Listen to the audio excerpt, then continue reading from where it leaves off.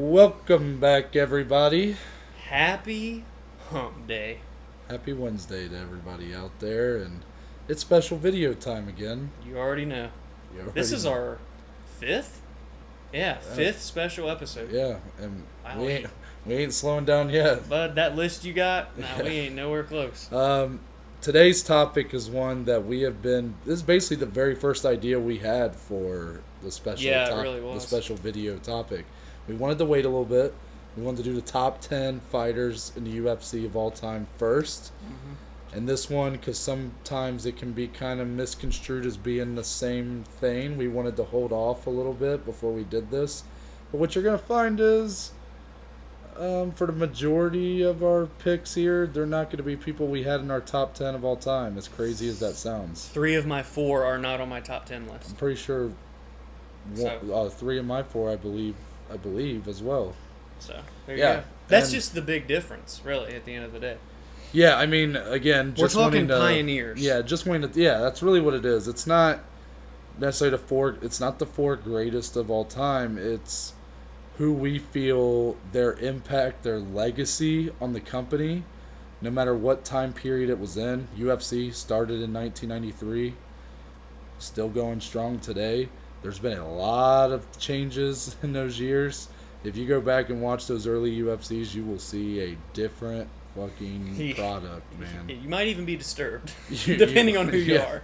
It's wild the amount of changes we've went through. I mean, if you look at just those early events, I mean, for a while there was no rounds. Yeah. There was. They just fought. I mean, if you watch, They fought like, three times in one night. If you watch Keith Hackney and Joe Son at UFC 4, you have a guy just wailing on a dude's nuts for like a minute. Like, This is crazy. You have guys nearly being thrown out of the octagon, guys thrown through the cage.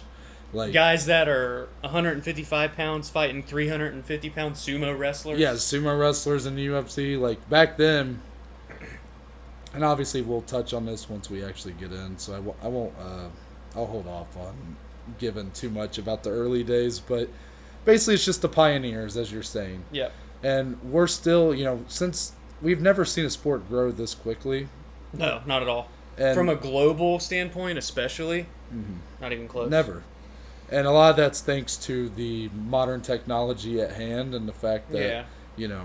it's just so much more accessible than a sport that was started in the 1800s before cars were driven and shit. Yeah, with so baskets hanging on the wall. yeah, I mean, it's just crazy, like, to see a sport that was literally started in the 90s and now it's on ESPN. It's been on Fox. It's one of the biggest sports going today. And again, I said this in the pilot, a sport that I would choose to watch over any other. And I'm right there with you, and I don't take that lightly. No, not at all. That's Growing a up, hot take. Literally, I said I did not start watching until the summer before freshman year of college back in 2016. I grew up a big football guy, baseball guy, developed a love for basketball towards my early teens, I would say. So football's always been number one for me, with baseball being like a close second. Yeah. The fact that I can sit here and say I'd rather watch, I mean, I can completely say I watch more UFC than any other sport. Yeah, oh, yeah. And I mean, football still like has a special place in my heart. It's a sport I played the most growing up. It's a sport that I've watched the most. But a lot of times I'm not watching many games outside of my favorite team. Right. That's what's so beautiful about combat sports, about the UFC, is you're watching individuals. Yes. So That's the beauty it's of it, individual too. versus individual. Yeah. Like, they have their coaches in their Like, don't get me wrong, corners there's and all beauty that. in team sports. Like, I just love how different it is, right? At the end of the day, it's two people locked into a cage. Who's better? Who's better? Beat the shit out of each other for our entertainment. It's Yeah. a little, but I promise it's more beautiful than that. Yeah, it is. It's an art. It's Yeah. mixed martial arts. Yeah. So, And we're gonna get into this, but I want to start. We've been teasing it all week. Big news coming tomorrow. That'll be on Thursday. You can catch that if you follow us on our Below Average Joe's _ podcast on Instagram. it's going to be all over the place. If you're subscribed to this channel, we'll probably post the video. Yeah, our first actual video on YouTube. Yeah, sort of. we'll post the video detailing the big announcement on here, or you can follow us on our personal Twitter, socials. Instagrams, So Snapchat. yeah, follow us on there, add us on there. It's gonna be everywhere. It's gonna be everywhere. It's a big deal. Thursday is a milestone for the Below Average Joe's UFC podcast. Well, it's the 1 month. It's yeah, the 1 not month. only because of, like you said, the 1 month. August 10th, 2020. First ever episode. September 10th, 2020. Everything changes. Everything changes. Literally, the book is thrown out the window. New book. A brought in. new chapter. Yeah, not even a new chapter. A new book. Yeah, it's crazy. And again, just thank you all for your support along the way. And we'll talk more, or just, rehash essentially what we're saying now at the end. But we're going to get into this. Let's do it. The UFC. No. The Below Average Joe's UFC podcast. UFC Mount Rushmore. Boy, these mouthful titles are getting crazy. Hey, All right, I'm number fine one. with- No, I'm just kidding. So the way we're going to do this, we each have 4 guys. That's how many heads are on that damn monument. Yes. So we have 4 people, right? Yes. We're each going to go one by one. Now, we did share our list beforehand. Unlike the top 10. Yeah, I was doing that more because I was seeing how similar our list were going to be. And what's funny is they're not really that similar. Even though there's only 4 people. There's only 4 people, Yeah. and we have one person who's the exact same. So basically, I think the way you kind of had yours laid out is it's going to be, well, I don't know if it's really like that. I was going to say we'll go basically like chronological. That's like, kind of. that's kind of what I noticed with yours. That's kind of what you're doing. I gotta You're- flip my 3 and 4. Yeah, if you want to do that, that's fine. Yeah. If not, mine will be pretty much like that. My 3 and 4 are pretty coinciding with each other. I would do say. want to say, this is going to be all time, right? 27 years in the company. I feel that you can make a Mount Rushmore for the early days, Yes. the freaking The Dark Ages, Dark as they call it. Ages, The post-tough the era. post-tough and modern day. Like, Yeah. you could make, your case for all 4, but this is 27 years. 27 years, and We have to pick 4? 4 pioneers. Why And do that's we what's do great, this? and that's what I was kind of getting at with a sport that's in its relative infancy when you Yeah. really look at it. Yeah. Pioneers are still coming. Oh, yeah. There will be people that'll come in that after this video has been posted who will become pioneers of the sport. Yeah. That's what's so beautiful about it.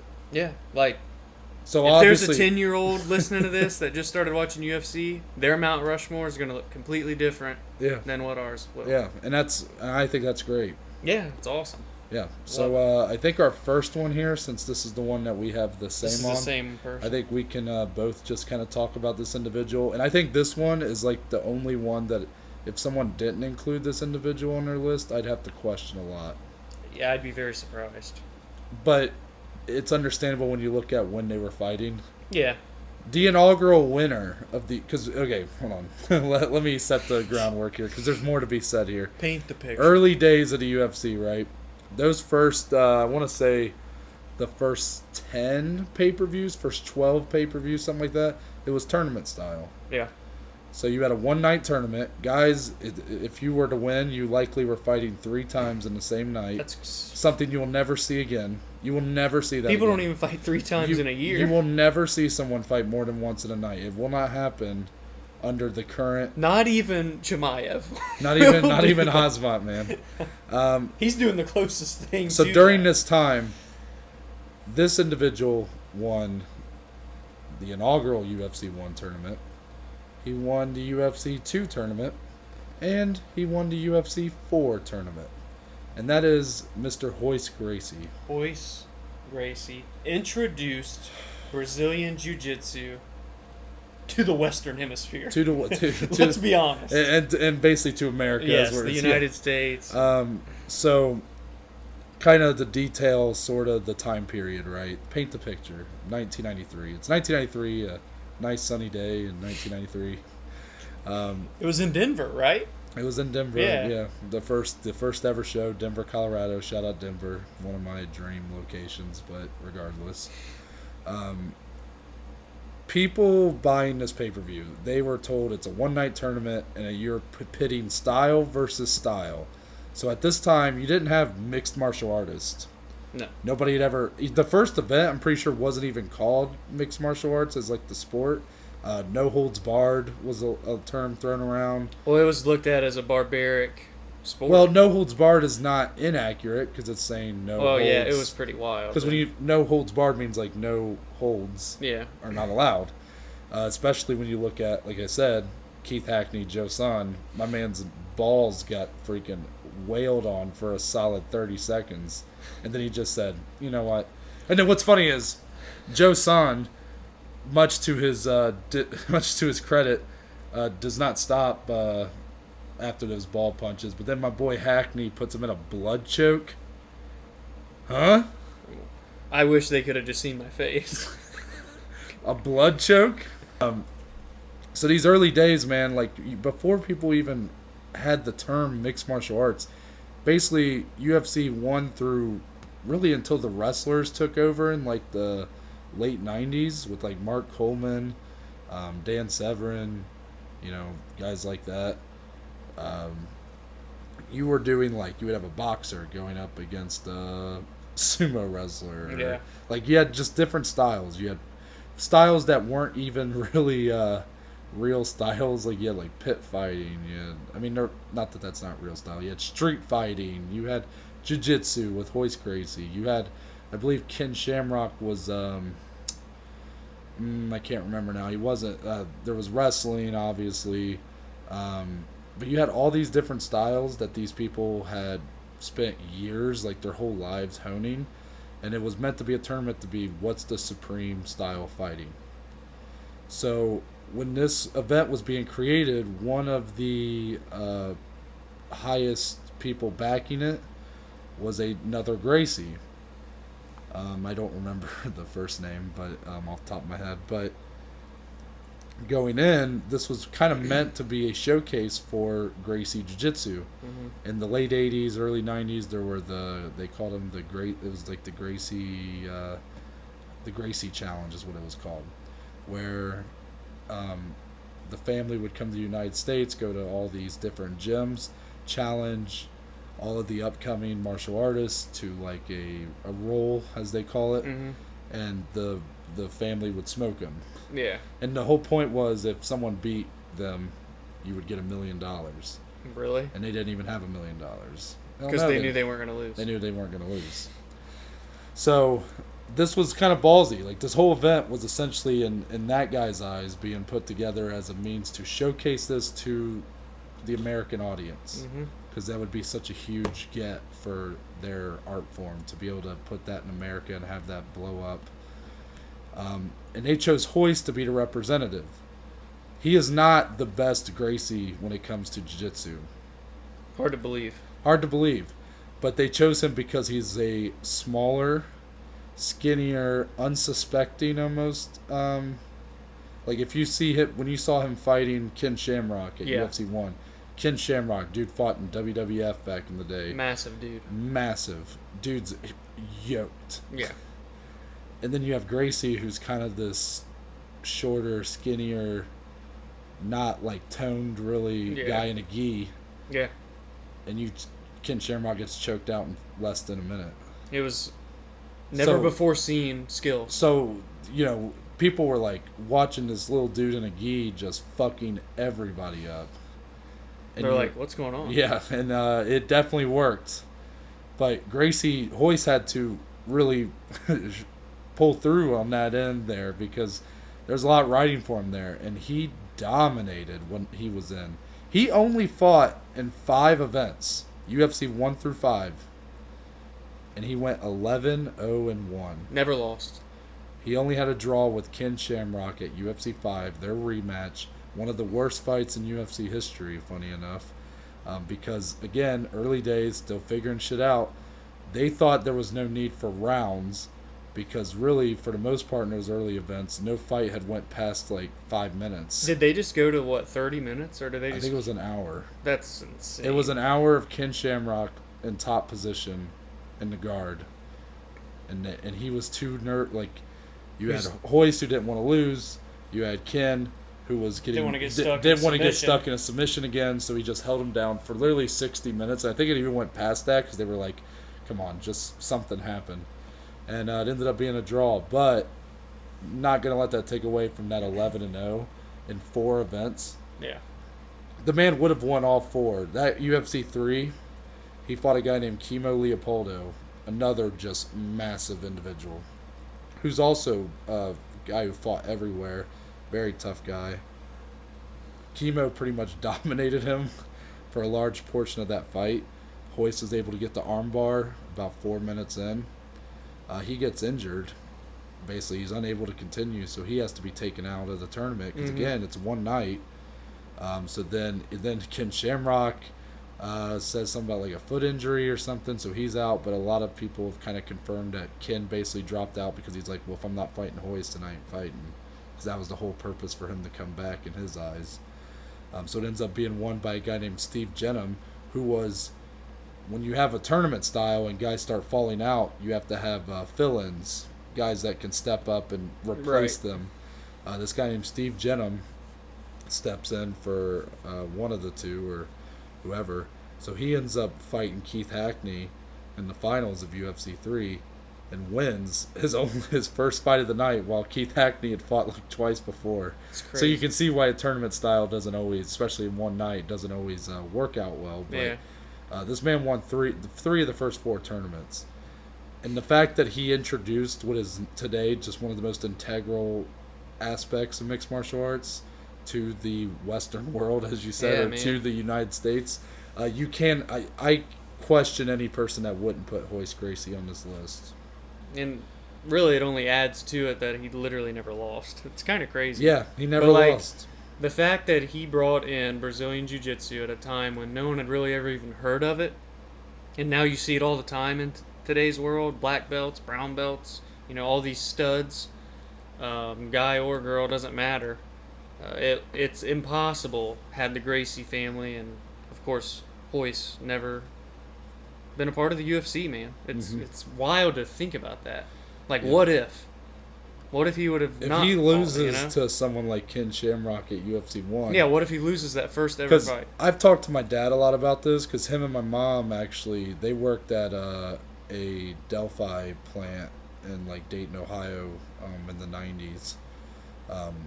They were, like, factory workers. And a lot of those early UFCs were being, basically shared around on these like burnt VHS tapes and stuff. Really cool stuff. I really liked hearing about what he had to say about it. But imagine you as a viewer sitting down to watch the first UFC, and you're just like, all you know about it is that you have just a bunch of people fighting in one night. You're like, I like fighting. I like watching people beat the shit out of each other. I'm going to watch this. You see guys like Ken Shamrock. I mean, got sumo wrestler. Like, you see all these huge individuals. You probably look at Ken Shamrock, you go, well, these guys are all just meat. Yeah. Like Ken's going to win this. Yeah. And, or someone, you might think the sumo wrestler is just from the pure mass. But, so, like, nobody knew what they were seeing. Right. Even the people commentating the action. NFL Hall of Famer, Browns legend Jim Brown on commentary for the first ever event.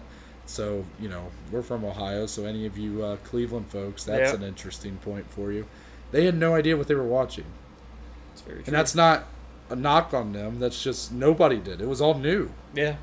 It's really, I would like any person who wants to get into it to watch at least the first one. It might be tough to sit through because it's just so You'll be very fascinated. But it is so interesting to see how that turned into what you watch now. Exactly. And Hoist Gracie was the guy in the forefront of it. Yeah. Without him, the whole ship sank. Yeah. That's how I look at it. Before it ever even really got afloat. So everybody's just like, wow, this little guy is just putting these chokes on people. He's just wrapping people up with the sleeve on the gi, just choking someone out. Like, it was badass, but it was like, damn, this little guy, he's like one of the smallest people fighting. What's the saying? Like, it's not the size of the dog? Yeah, it's the size of the heart of the dog.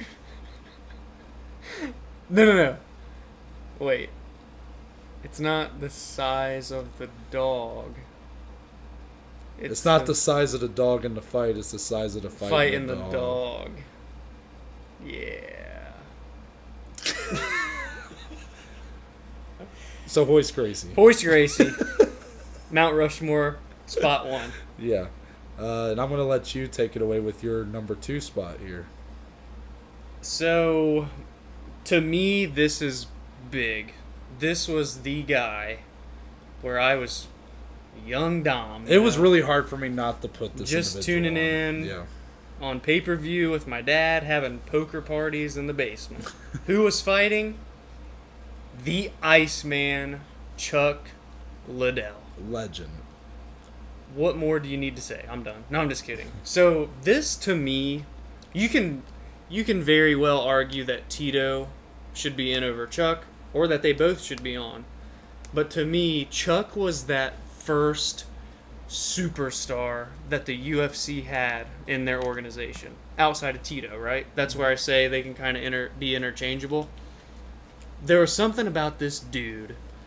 Had his hair cut in a mohawk, had the Chinese writing tattooed on his head, had the trunks on with ice dripping down on him, and he walks in that octagon and just tried to take people's heads off. And not only was he an amazing striker, but a UFC light heavyweight champion. Yeah, dominant. And the face of not only that division, but the face of the organization.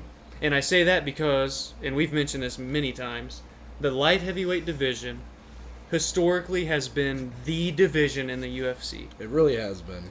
And for Chuck to come in at a time where they were still really trying to get their feet off the ground and put on amazing fights, the amazing rivalry with Tito, the 30 for 30 on it that just came out, I think, last year, amazing 2 years ago. Documentary. Yeah, if you haven't seen that, I'd watch it. And it documents this well, in my it really opinion. does. But, there's something about that superstar factor to where, what if they didn't have this guy? Mm-hmm. It's harder. You're not selling pay-per-views. You're not getting as many eyes on. But how many people, for example, like I said, my dad having these poker parties in the basement. He's like, oh, Chuck Liddell's fight, and you should come over. Or they're like, who's that? Oh, you don't want to miss this guy fight. He's going to go in there and knock this dude out. Or it's going to be the fight of the year, the best fight you've ever seen.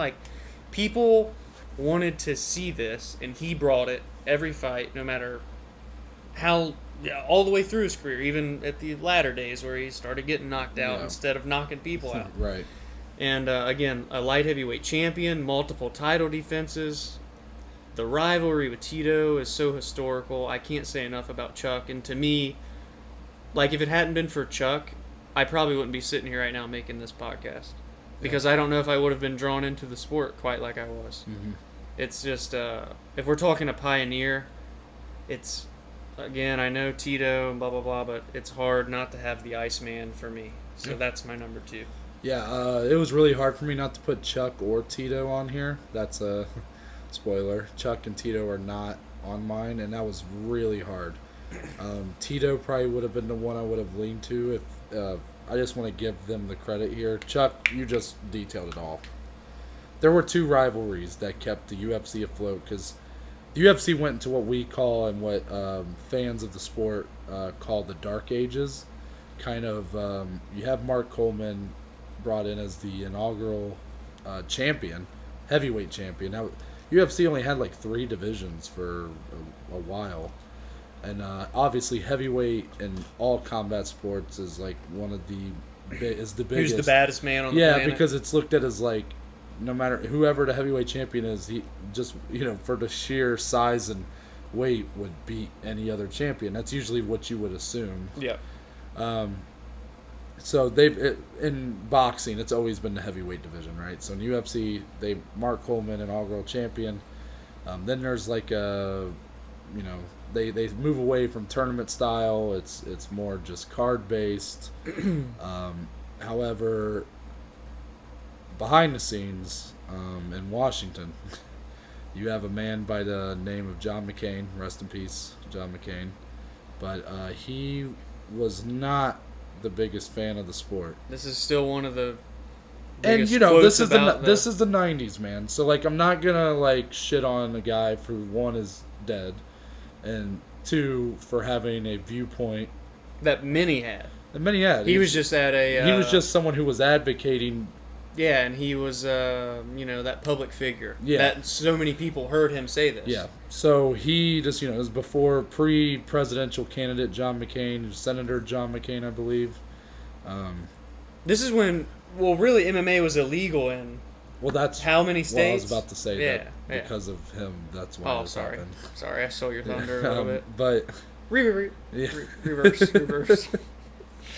So, John McCain essentially goes to Congress and says that the sport is barbaric. And it is quote unquote Go ahead. human cockfighting. Human cockfighting. They just, and some of this is on the UFC as well because their marketing teams, they were very much appealing to a demographic of the blue collar white, like family, like not family, but you know what I mean, like the blue collar white individuals, like the people who, those have been the people that for some reason have always enjoyed like the combat sports, and when you're having something that's so like niche like this, where it's like these complex fighting styles and stuff, but they very much marketed it as to a very small demographic. Yeah, really. But really, they were doing was they were marketing it to be like, you find out who lives, who dies. Yeah, like it came off as barbaric. Yeah, like a lot of the marketing at that time, because that was what was selling. When people, if you in the 90s see a commercial or an ad for the next UFC event, and it's like showing blood and it's saying like rock and roll music, like the hard rock the cage music, and they're like, find like who will live, who will die, like find out live. UFC 9 or whatever the hell's. When you see that stuff, you're intrigued, right? You're like, is someone actually gonna die? Am I actually gonna see like someone get taken to the hospital? Is someone's life gonna be compromised because of a fight? It's very intriguing. It worked for them. And John McCain goes, He said human cockfighting. He basically recommended that every state should deem it illegal. For, I believe at the time it was still referred to as no holds barred fighting.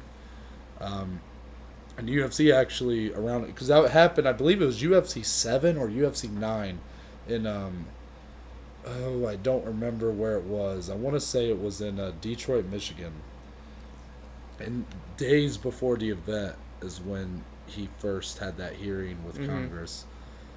So Michigan came to the heads of the UFC and they were like, look, you can have the event, but you have to follow these guidelines. And it was like a huge book of restrictions, and I mean they weren't allowed to have closed fist strikes. I believe there was no elbows on the ground, like all this stuff. Basically, it was like saying you can't fight. Like they were supposed to have like headgear on at one time and like shin pads, like a spar almost. Like it was completely compromising to the whole event. But somehow they still had the event. There was the infamous Ken Shamrock Dan Severn fight that main evented. They call it the dance in Detroit, the Detroit dance, because they literally circled each other for about 60 minutes. Because they were told they're not allowed. If they were told, if you throw a closed fist strike, you will be arrested on site. And towards the end, Dan Severn said "fuck it" and just started punching anyways. But regardless, the UFC sent into the dark ages, where they're banned. Essentially, their whole sport is banned in like almost 40 of the 50 states.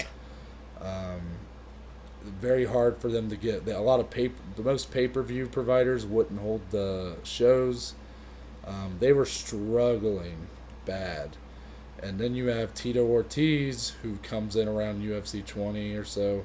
He becomes light heavyweight champion after actually Ken Shamrock's brother Frank leaves the company. Another guy who's very underrated if you're talking like top fighters ever. He was dominant, but he leaves the company. Tito takes over, light heavyweight champion, completely takes off, and the Huntington Beach Bad Boy. Yeah, and he takes off and really like leaves a mark, keeps the company afloat, I would say, because there was two rivalries that I look at in those early days. Not early days, but what the era we're talking about now that kept the company alive, and that's Tito Ortiz versus Ken Shamrock, and Tito Ortiz versus Chuck Liddell. Yep. So you're wondering, oh, he's saying he's taking Tito. Well, I'm not. I'm not. As much as I respect what Tito did for the company at that time and Chuck, and how their rivalry especially kept the company alive, my second individual is a very long-winded way of me getting to this. Yeah, that was. And it's going to come maybe out of left field because I have not even talked about him yet. Forrest Griffin. Oh. Forrest Griffin is my number two. You told me that before. Yeah, you were still like, who is it? And here's why. So, I've detailed all this stuff to you guys. Dark Ages, blah, blah, blah. Well, the UFC is given an opportunity where they notice that reality TV is really taking off in the early to mid 2000s. Mm-hmm. Survivor, yeah, Fear Factor, Big Brother, yeah. one of my favorites. A lot of random shows on like VH1 and MTV. Yeah. I used to watch a lot as a kid, as much as that's cringe to admit. Music television. So the UFC sees an opportunity where it's like they looked at it like, let's make a reality show in quotations, but really what we're doing is showcasing talent, showcasing the sport. Yep. So it's like disguised as a reality show. So they pitched The Ultimate Fighter. Well, thank goodness. Most major networks either they don't want to back it because of the product, or they don't want to put it, they think it's too risky, that there's not enough of an audience to hold, like, to really pay dividends for them. Well, they get a meeting, Spike TV. Shout out to Spike, now and known actually, as Paramount. The guy that they were pitching to, what's funny is he was on his way, apparently. It looked like, I guess he was in like Cubs gear or White Sox gear or something, or Dodgers gear. I think it was in LA. He was a Dodger fan. So he basically was like trying to rush through the meeting so he could go to the Dodgers game. And basically they were like, yeah, we don't think we're going to be able to do this. So Dana White and the Fertitta brothers, who are now at this point the heads of the company, they agreed to put up they will put up all of the money.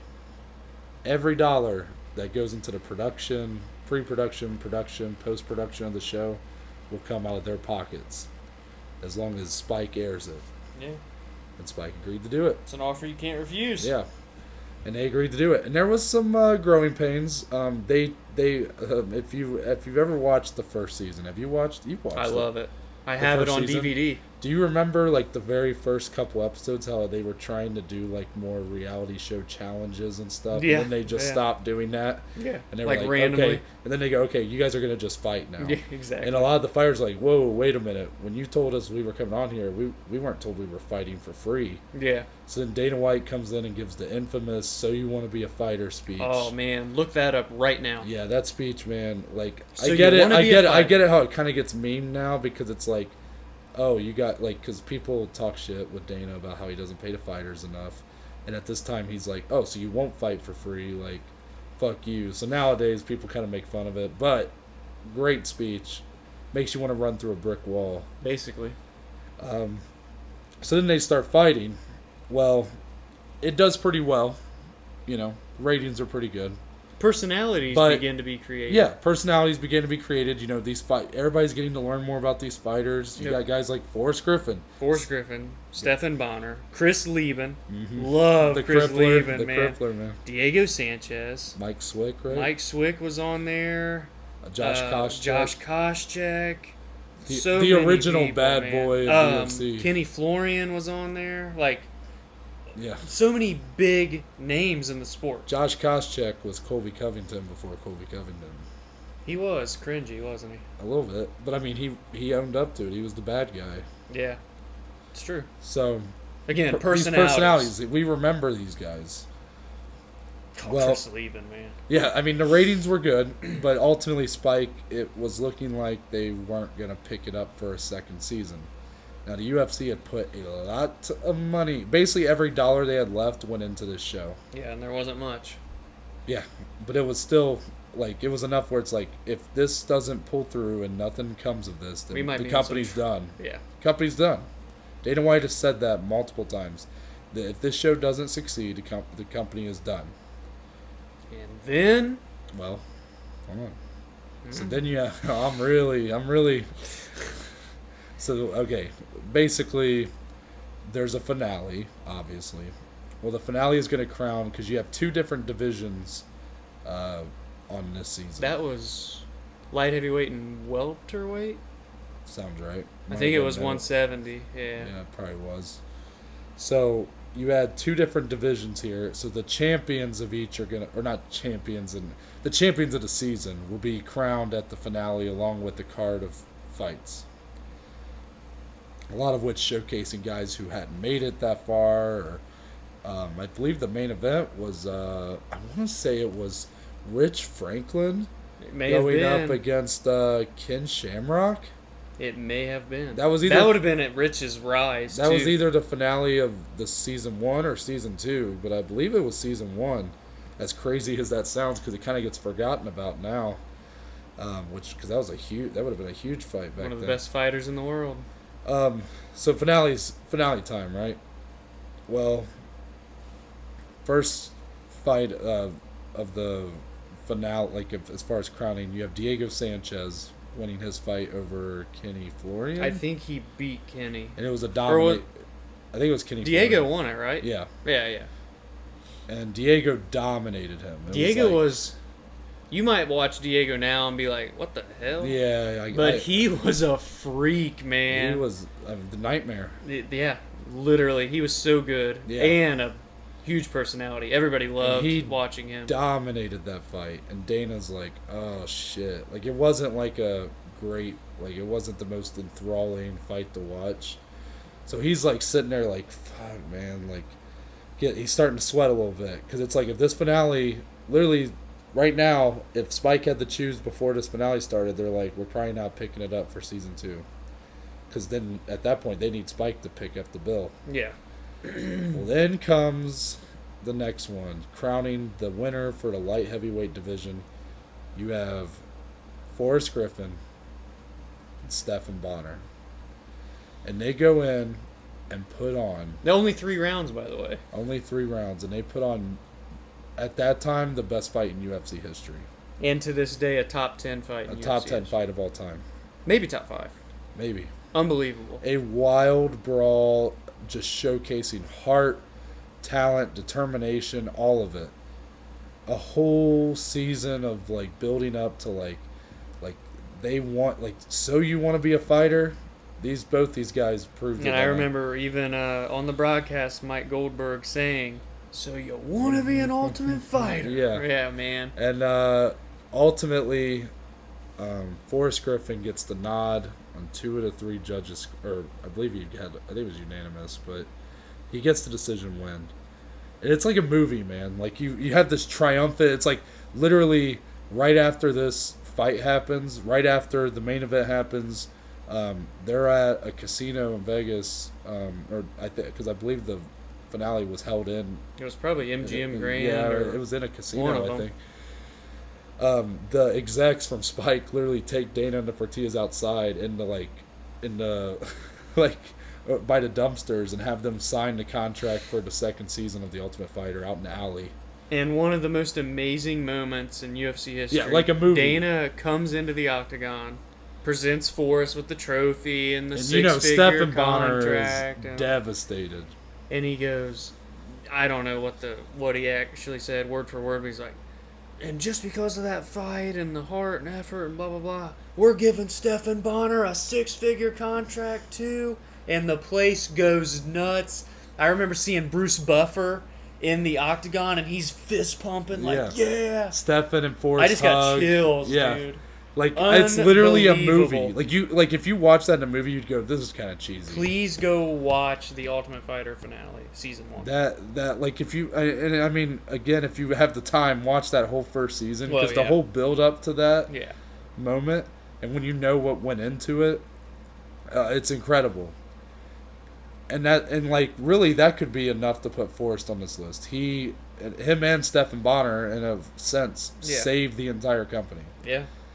One fight. And that's really why he's on here. But if you continue from there, Oh, look, he was a beast. now Forrest, his whole shtick, right? Season during the season afterwards, he's always like, "I'm just a guy, and I'm given a good opportunity." It was always like he was the underdog at all times. It was nobody thought like he was really talented enough to be a champion. So when he beat Rampage Jackson in convincing fashion, When Rampage was on top of the world. Rampage had just knocked out Chuck. It came over from dominating in Pride. Yeah, and Forrest basically handles him and gets the belt. It was like another just like, oh my gosh, like this guy, right? And while he would his next fight would be against Rashad Evans, and Rashad beat the shit out of Rashad Forrest brought Griffin. in that new breed. Yeah, You know? but Forrest, man, he always was like a guy that always came to fight, always like just showing the most heart and like determination of anybody you would see. A guy who'd get beat up, keep coming. But that Ultimate Fighter finale, that'll forever. If you're talking about legacy, if you're talking about like guys who left their mark, both those guys did that night. But Forrest Griffin, due to basically the fact not just that he won, but the fact that his whole career is more remembered. Hall of Famer. Yeah, Works at the PI now. He's like the head Yeah. of the Performance Institute. yeah. An Ohio boy. Ohio boy, shout out Columbus. Yeah. What a man. Yeah. We got to meet him. We've talked about we did that. get to meet UFC him. Cleveland. Super nice guy. I just could not put him on there for the fact that he legitimately saved the company that night. Yeah. If you could put a fight on the Mount Rushmore instead of That a would person, be the number one. yeah. And Unbelievable. yeah, that's my number 2. That was a very long number 2 right there. So I want you to alright. take over with your number 3 here. So I guess I am just gonna flip them because we're kind of are going Sure. in order. So this one, I know this one's really tough for you. I've been going back and forth all night last night, all day today. Who am I gonna do? Who am I gonna put on the Mount Rushmore? I changed my mind again. I can't help it. I have to do it. Well, you have to give credit to who you're not picking in these two. So I am debating. I was debating. I'm no longer debating. Between George St. Pierre and Anderson Silva, Who are arguably number 1, number 2 of all time. Right. Pick which one you want in each spot. sure. As you all know, if you tuned in to our top 10 list, you know that Anderson Silva, to me, is the greatest of all time. So with that being said, I have to put Anderson Silva on my Mount Rushmore. I have to. You know what I like about yours so far? Because there's a pinch here that's personal. It has to be, right? When you're talking about your Mount Rushmore, it's yeah, sure. Obviously, like we could put 20 fighters on here who have made a very sound impact, Right. and you could pick any 4 of them, and it'd make sense as a Mount Rushmore. Yep. But you're going very personal. You with Chuck Liddell and now Anderson Silva, and really, I mean, both those guys, without even if you didn't have that attachment to them, still deserve to be on there in some shape or form. Anderson. Okay. I want to do a little story time. First off, just sorry not to cut you off. Your favorite fighter of all time. Yeah, That's why you were like, I can't help it. Don't get me wrong, man. I had GSP up until we hit the record button. Yeah. I'm like, I can't. I got to do Yeah, Anderson. I get it. I was in our boys MMA on Points Twitch chat, right? Shout out Mac Malley, Jason, all those fellas. Mm-hmm. I presented a question in the chat. I said, is it safe to say that in their prime, between GSP, John Jones, Anderson Silva, Anderson had the best run? Think about that statement. I know it's a little unfair because we're not going whole career, right? But if you look at in their prime, At their who peak. had at their peak, who had that run? It's Mac agreed with me. It's Anderson Silva, hands down. So Anderson, again, representing Brazil. So that's kind of part one in terms of pioneering. Had a whole country behind him, representing an entire country. He comes in with all this hype around him, destroys Chris Lieben, who everyone loved from the Ultimate And Fighter. what's funny though is the casual fan did not really know Anderson Silva. No, they're like, who's this guy This was the coming over? co-main of one of the very first fight nights on Spike TV. Yeah. People were like, "Oh, Chris Lieben's about to destroy this kid." Anderson walked in there, dismantled one of the toughest fighters ever. In less than a minute. One fight into the UFC, he earns a UFC title fight against, at that time, the best fighter in the world, Rich Franklin. Shout out Ohio boy. Shout out Rich Franklin. Love you. It wasn't close. It wasn't close. Anderson made these... That's the thing. When I talk about this run, Anderson won 16 fights in a row. Nearly every single one of them, he almost made it look as if each opponent didn't even belong in the octagon. That's a great way of putting it. And in my opinion, GSP and John have not done that. Have they had their dominant performances? Yeah, absolutely. But have they had their close calls? Yes. Was there ever a time during Anderson's run where you thought, he lost that fight?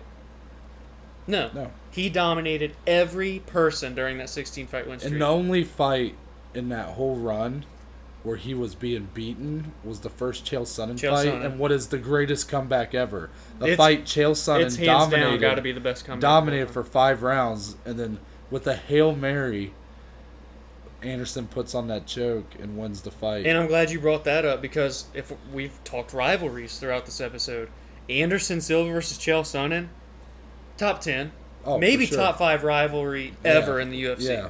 So there's another reason. I'm bullet pointing all the way down, man. And again, he had the whole country of Brazil behind him. This man could do it all. Striking was unparalleled. At that time, no one came close. My man looked like Neo from The Matrix. No, The Matrix. He was doing shit that no one had ever seen before, ever. But on top of that, get him on the ground. What's he going to do? Submit you? Rear naked choke, triangle chokes, arm bars. It didn't matter. He did everything. And, again, all day long you can argue who's number 1, who's number 2, who's number 3, right? You can't argue. You can't argue that. It's hard. Yeah. But in my opinion, like I said, during their prime, who looked the most dominant? It's not even close, in my opinion. John, we think, has lost 2 fights in a row. Right. GSP lost his last fight, and then his last fight at welterweight, I should say, but he technically won, and he retired because of it. You know what I'm saying? But with Anderson, you never worried about that. Outside of the one fight he was losing, and then freaking won in incredible fashion. I can't say enough about Anderson. I could have a whole episode dedicated to him. Mm-hmm. And to me, again, I mentioned how Chuck kind of brought me into the sport, and I was like, oh man, this guy's pretty sweet. I've never been a fan of someone and been so happy every time that they're fighting to watch than Anderson Silva. Mm-hmm. He was just, as a kid, I was in awe every time he was on the television. And much love to GSP, and even John Jones could be on a Mount Rushmore. He's on Dana White's Mount Rushmore. Yeah, which the picture that you're seeing, is Dana White's Mount Rushmore. Dana White's Mount Rushmore. But yeah, man, in terms of meaning personally to me, it's Anderson, and just I really think he genuinely can be made an argument to be on the Mount Rushmore. So 100%. That's my number 3. Either one of those guys, GSP or Anderson Silva. It's hard for me. Again, I did not put either of these guys on there. Yeah. GSP's my number 1 of all time. Anderson Silva was... Your 2. Yeah, he was. And for me, it was flipped. Yeah. So, ultimately, when you're talking about just pure dominance and pure, it's something we've never seen before. Like a sustained run as champion. Unbelievable. There's 2 weight classes, by the way. Yeah. He fought multiple times at light heavyweight, including knocking out Forrest Griffin. People don't realize in that. an amazing way, I should say. Man. But I don't want to shit on your boy because no, he's it was on a tough night for Forrest. Again, he did it all. Unbelievable. No, you can't put it any better than that. So my number 3 here. it's got to be a female representative, and I know that. 100%. And I know not to spoil. I'm not going to spoil who you have for your number 4. We both have a female, Yeah, and both are very much deserving and have to be mentioned. It's very hard for me not to pick yours if you're talking about like a well, that's where the pioneer part comes right. in. And Right. I get, and I'm, you know, maybe this is just this might be a bit of bias for me picking this other person, but I don't think it's like, I don't think it's a stretch to say that Amanda Nunes deserves to be on Mount Rushmore. If you guys can't tell, by the way, this picture, so the one on the far left, that is Amanda. Again, this is Dana White, so he has Amanda, Chuck, Hoist Gracie, and John Jones. It looks like, I don't really know. It does but not that look is like, supposed to be Amanda Nunes. It does not look like her. So, and that's probably just because of lack of hair yeah, on a monument. Yeah, but, I guess so. Overall, Amanda Nunes is my number 3. If you're talking about women's MMA, you have had some great fighters come through. When you talk about this in her division, especially because that was the first division, bantamweight division. Yep. Ronda Rousey with her incredible run, the Pioneer. Spoiler. It's hard not to. That's I have to make note, right? Misha Tate, Holly Holm with the incredible knockout, probably the biggest underdog win in UFC history over Ronda.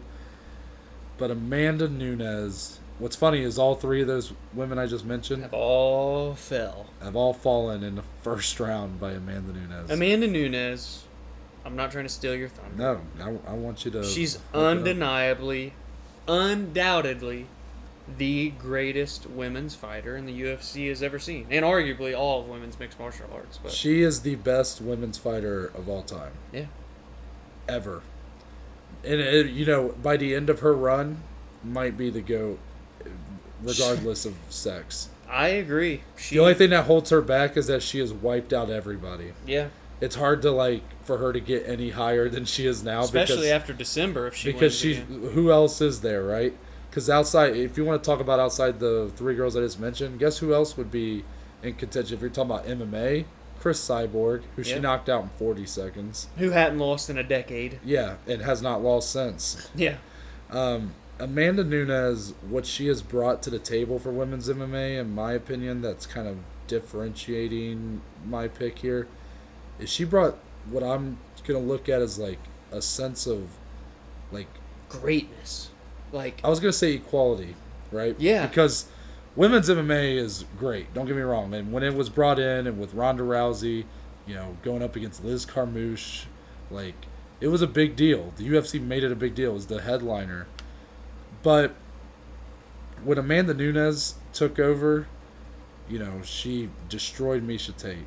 Then she destroys Ronda. And then, you have the fights with Valentina. And then she's beating up Raquel Pennington for 5 rounds. And then she knocks out Cyborg. And then she head kicks Holly Holm into another stratosphere.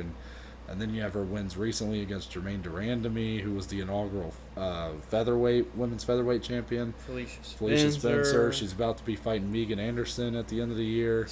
Maybe going to be similar results. Yeah, if she beats her. But 2 people in there. What I'm saying equality is the way she's been beating people. Because a lot of the ongoing joke is that women's MMA, it's all decisions, right? It's a lot. The stigma early on when you have this mostly male demographic, it's pretty girls having a sparring contest and nobody really gets that hurt. Yeah.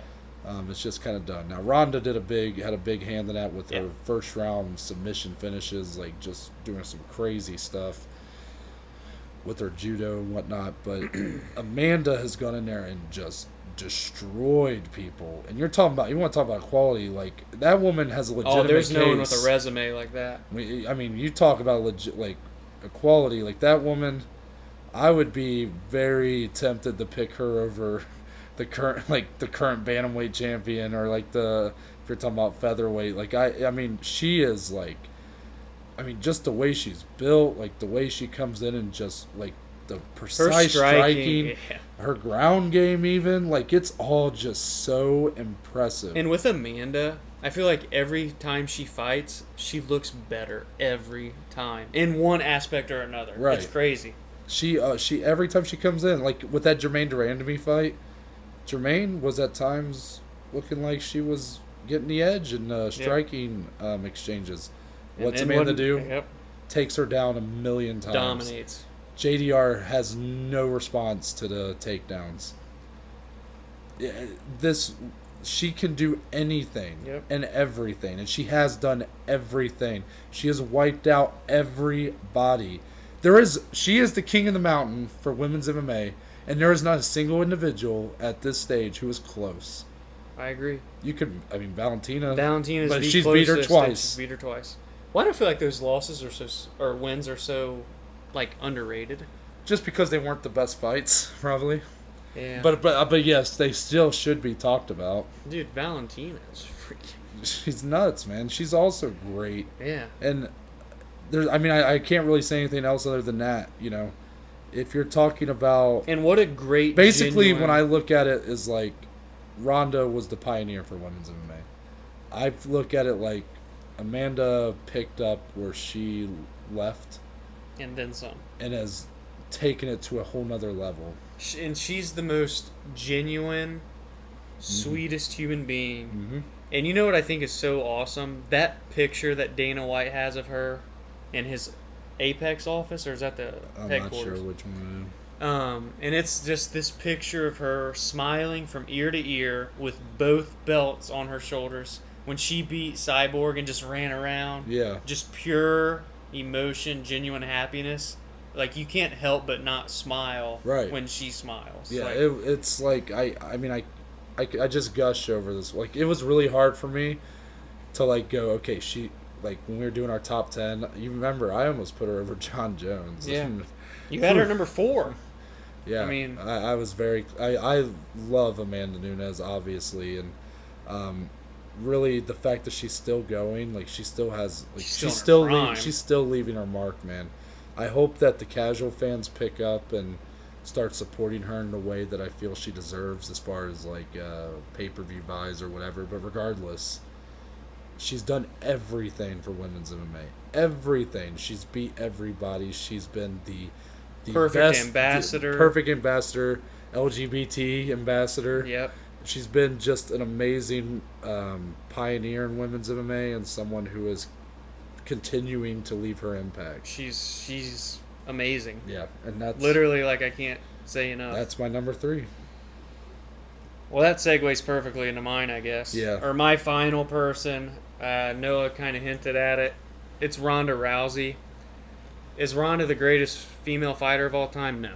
We've learned that. Yeah. At one time she was. And One time she was. And but then everybody caught up. People catch up. It happens. There's levels to the game. And, but I'm not taking that away from her. She's on my Mount Rushmore because I want to reiterate. It's not been iterated. I just want to state Dana White, the president of the UFC. We love Dana White, right? Yeah, we love that guy. Yeah, we love him.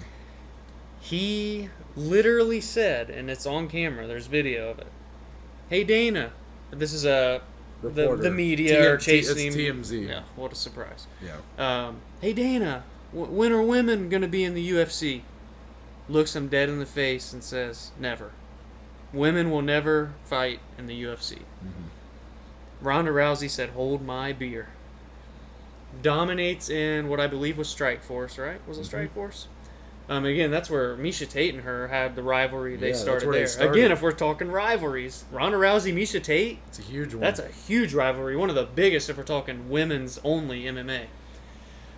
Ronda comes over to the UFC, sends shockwaves through the MMA community. The biggest organization in the world, they're finally putting women in the organization. And they're headlining the card. They're headlining a pay-per-view, inaugural champ. Ronda Rousey, Liz Carmouche, right? Yeah. Ronda, that was actually a competitive fight early on. Early on, Liz had her back. Yeah, it was yeah. like had her Rear naked, and she got out of it. And then in typical Ronda Rousey fashion, I'm pretty sure she got the armbar finish. Yeah. She becomes the very first women's champion in UFC history. What's funny though is you say that, but I don't know if you realize when they announced it, Dana named Ronda inaugural champion. Oh, right really? away. she was the champion in Strikeforce, so when they brought her Oh, over, gotcha. she was given the belt. I feel like I'm envisioning that press conference now, and she has the belt. They gave her the belt immediately. I mean, it literally. So that was technically her first title. Literally, if you're talking about pioneers, without Ronda Rousey, women's MMA may not be in the UFC still. No. Or it may. It would have taken a lot longer. So yeah. So from there, so if you count that as a title defense, she has 6 straight title defenses, dominates every single one of them. You want to talk about dominance, like I talked about with Anderson? No one ever even came close to Ronda. Outside of that Misha Tate fight, every fight was done in the first round within the first couple minutes. And what'd she do to Misha? Still finished her. Ronda never went to a decision. Nope. Unbelievable.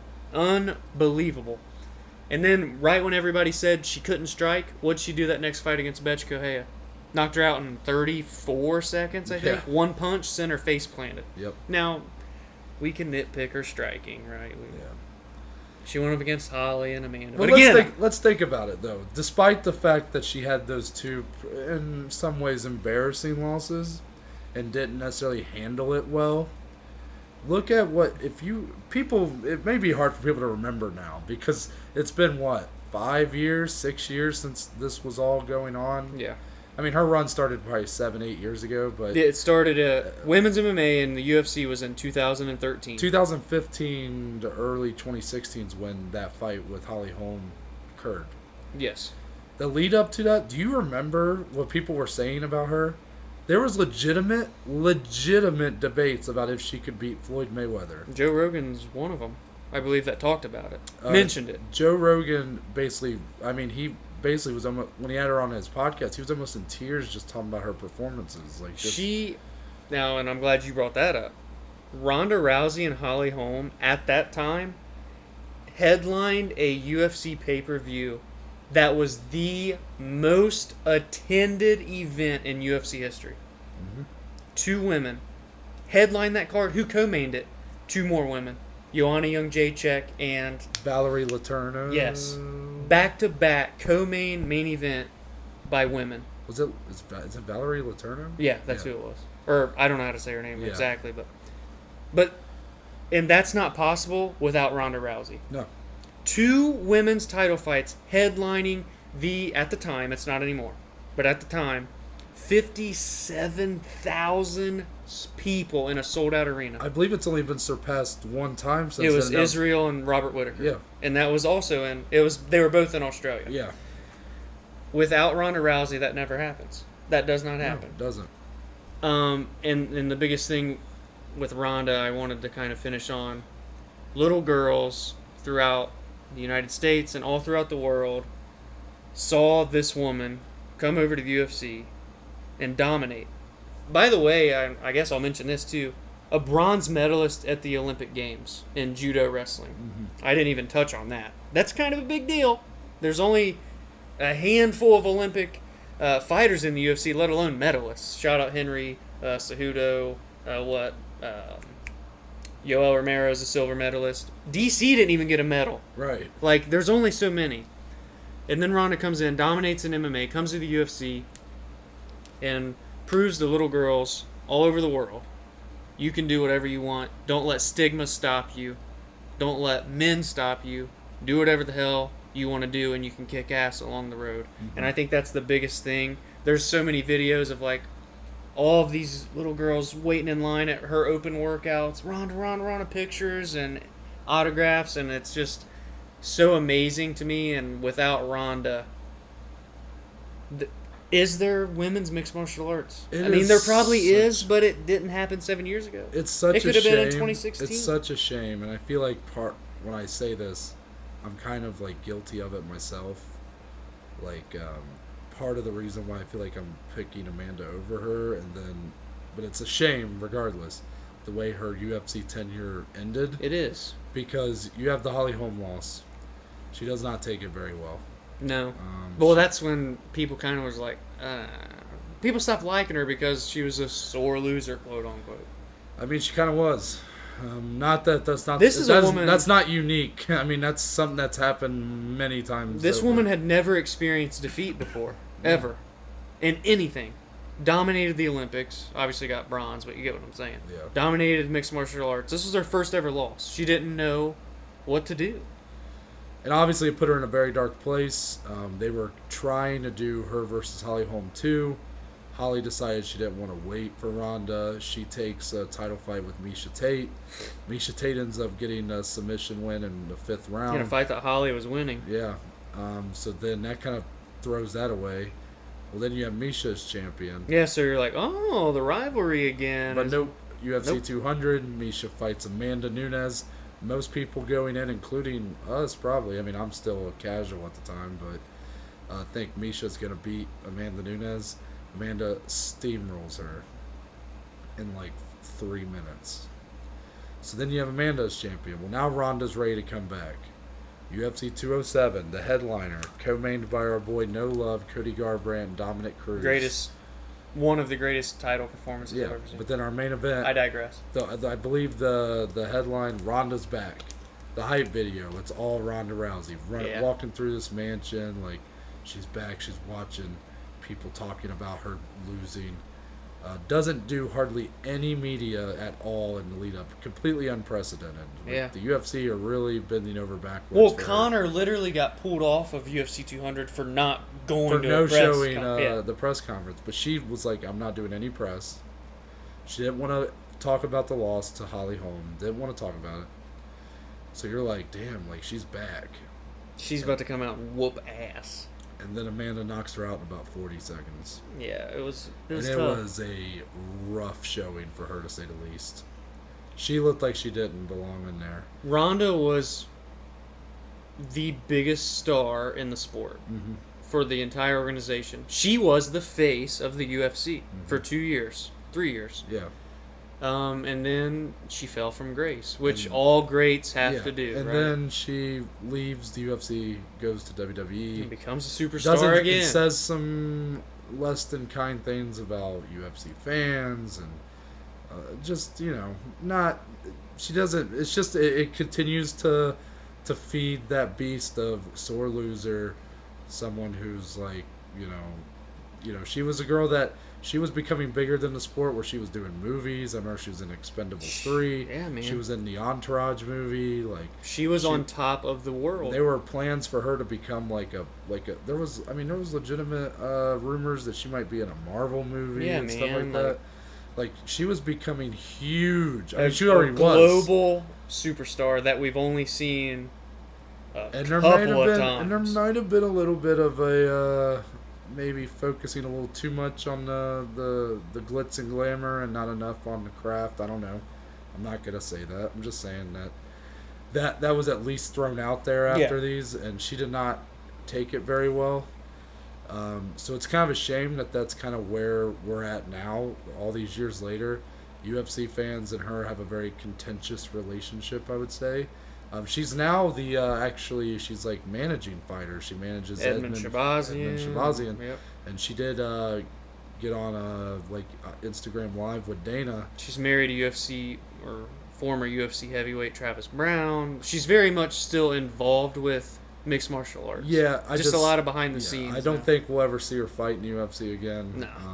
Just There's nothing left for her to do. Yeah, She wants to start a family. I just hope that time will heal the wound between the fan base and her, and that we can start to just truly appreciate, as a collective, her for her achievements, and not so just special. those losses, and not just the losses, but the just bad taste that was left in everyone's mouth by the fallout and whatnot. And real quick, her intro, by the way, I don't give a damn about my bad reputation. That was so sick.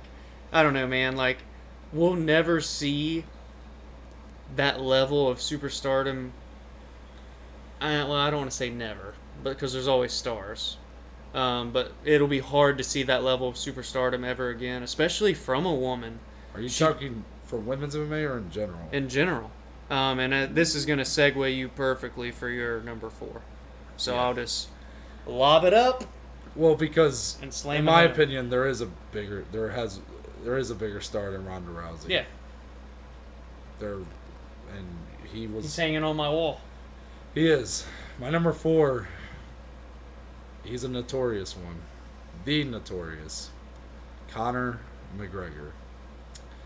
Someone who is very controversial in the current landscape, but you cannot deny this man's impact on the sport. You can't. You can't deny it. Literally, the only rise similar is Ronda's, and he did it bigger. He did it bigger.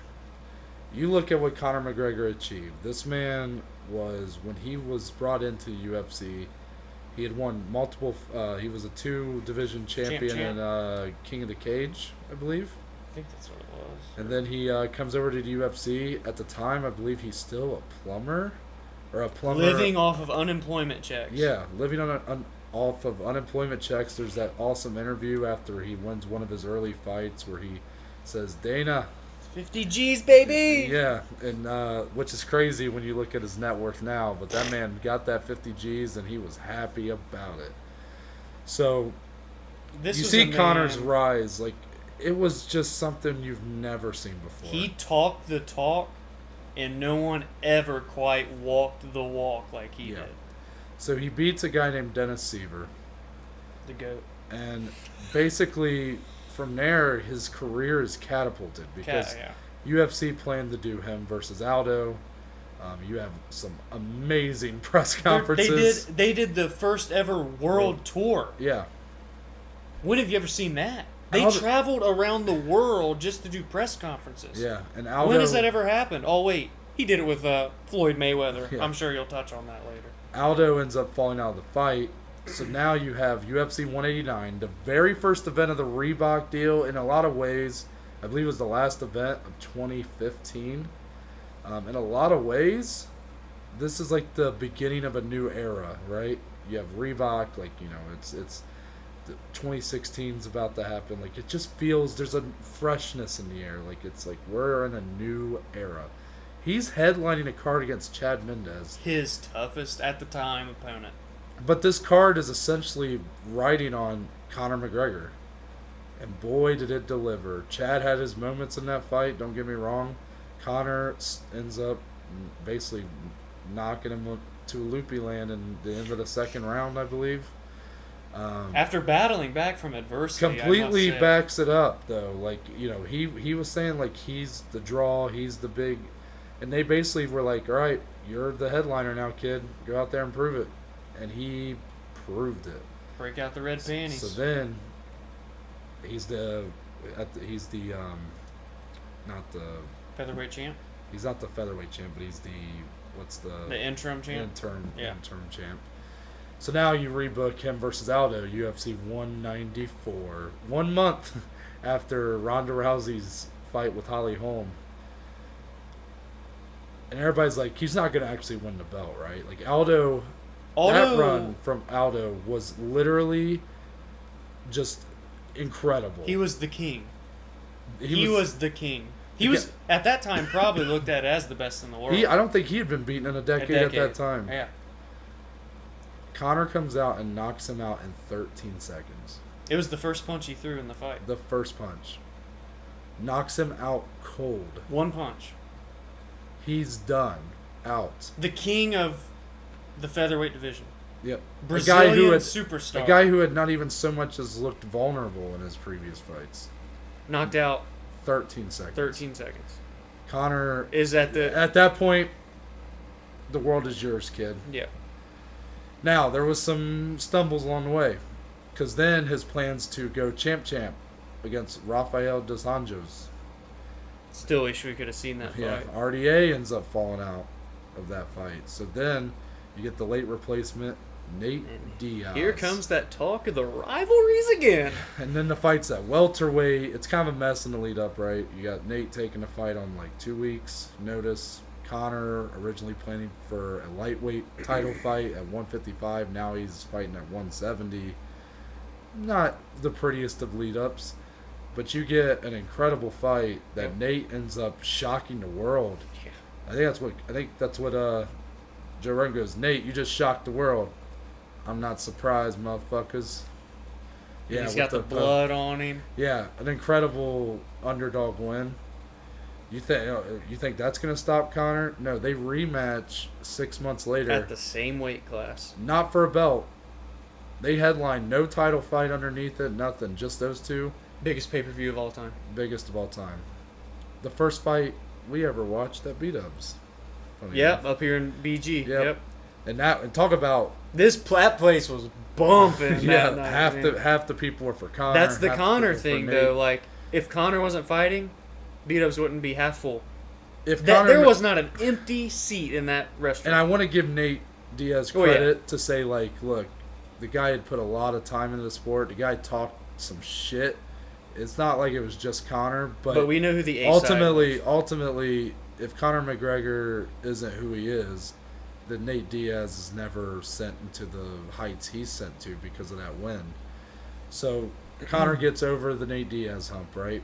Well, then you one of the greatest fights of all time. That second fight. Agreed. 3 months later, UFC 205 in New York. The UFC's big comeback to New York. They had that after my aforementioned ban.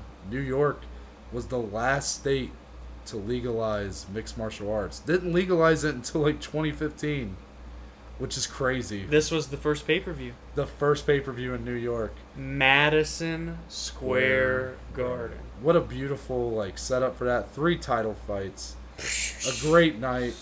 Man. Headlined Eddie Alvarez, who at this point had beat RDA lightweight champion, going up against Conor McGregor. Can Conor become the first to hold 2 belts simultaneously in 2 different divisions? And he starches. The best performance of Conor McGregor's career, I won't be told otherwise. He starches Eddie Alvarez. Absolutely impeccable. Beautiful performance. He gets on the mic. I'd like to take this moment to apologize to absolutely nobody.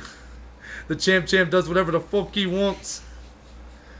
And it was like, yes, you're right. You do whatever the fuck you want, Conor. He gets up on that cage, lifts both belts in the sky. Something that had never been seen before. Mm-hmm. Truly historical, special moment. Yeah. And at this point, I feel like the majority of the MMA community loves Conor McGregor, right? The majority. You had the Nate Diaz support. Like, I'm actually a guy who's a bigger Nate Diaz fan than Conor McGregor. So I was rooting for Nate at that B-Dubs. But I never hated Conor McGregor. Well, and this is another, I've kind of touched on this from some of the fighters. Conor had an entire country behind him. You talk about a fan base. Those Irish folk showed out in hordes, flew across the Atlantic Ocean to come watch him fight. It's crazy. The atmospheres at his fights, unbelievable. Unbelievable. Man. Woo! So, coming off of this, his star has never been bigger. No. That Nate Diaz loss is not even in the not even in the thought of anybody. So what's next, right? Who does he fight next?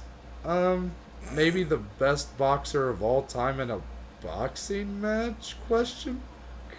But it happens. Conor McGregor goes to boxing to box Floyd Money Mayweather. 49-0 at the time. 49-0. Never been beaten. Did you want to say? Never close to being beaten. Okay.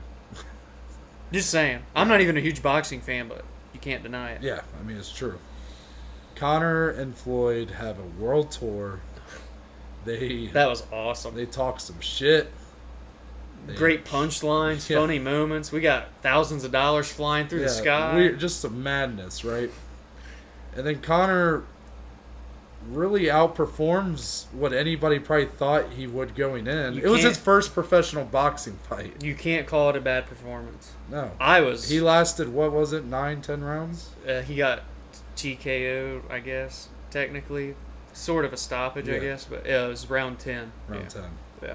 And he won multiple rounds. Really, the first 7 rounds, it was very competitive. Yeah, it really was. And I think part of that may have been Floyd, kind of knowing, he's going to get tired. I'm going to come on strong. Yeah. But you can't deny, his performance.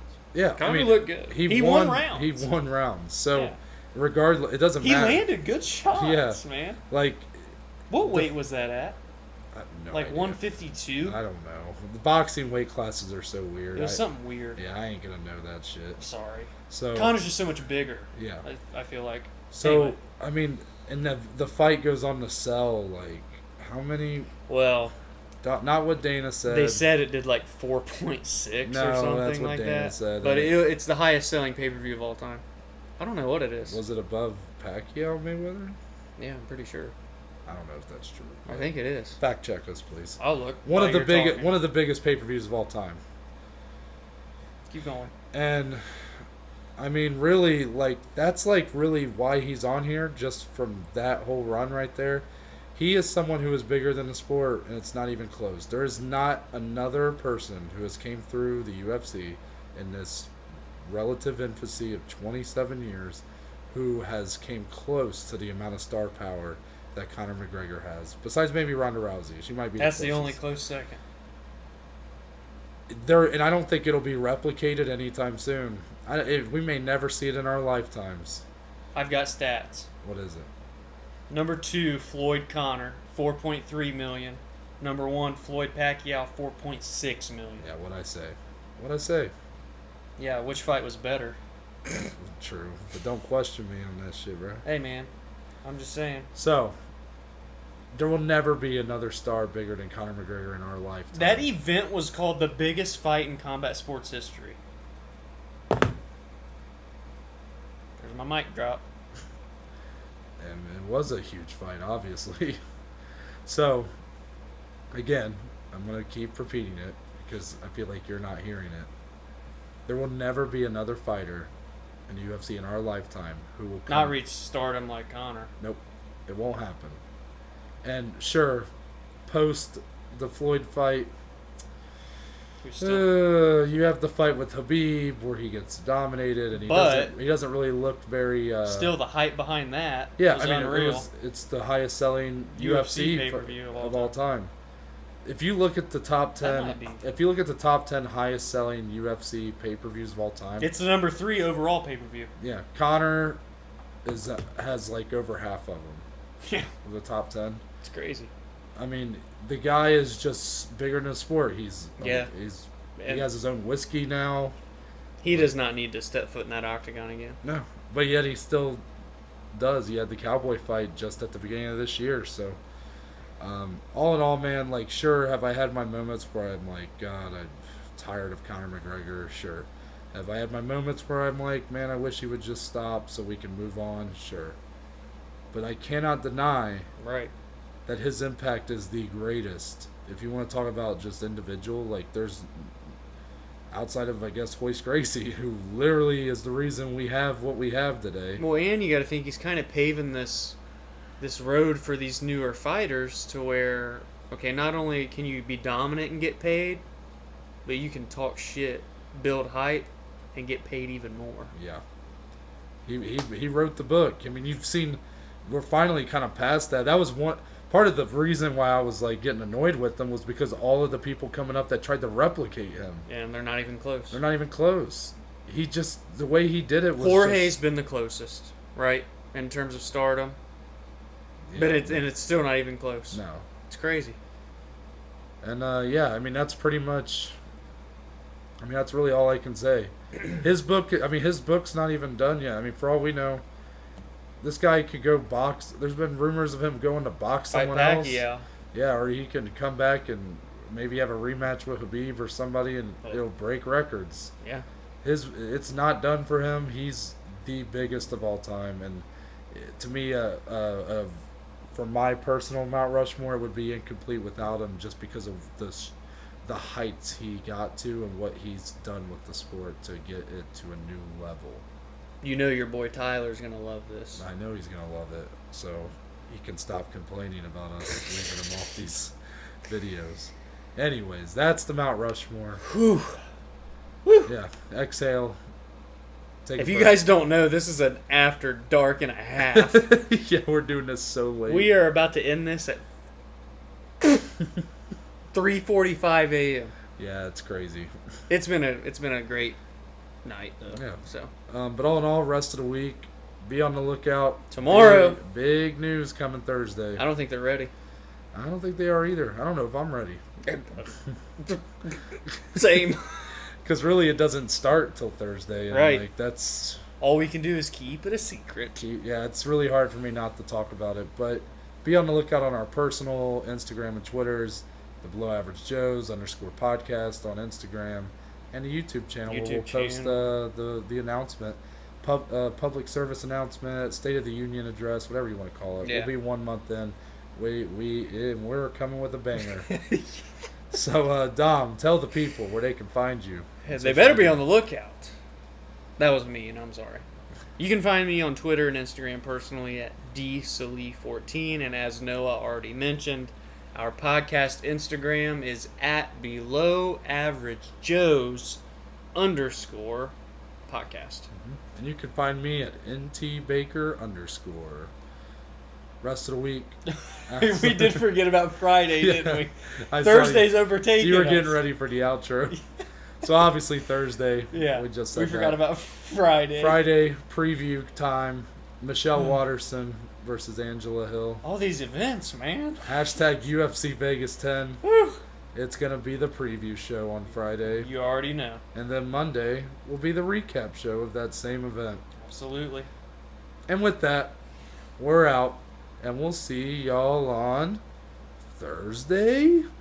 Question mark?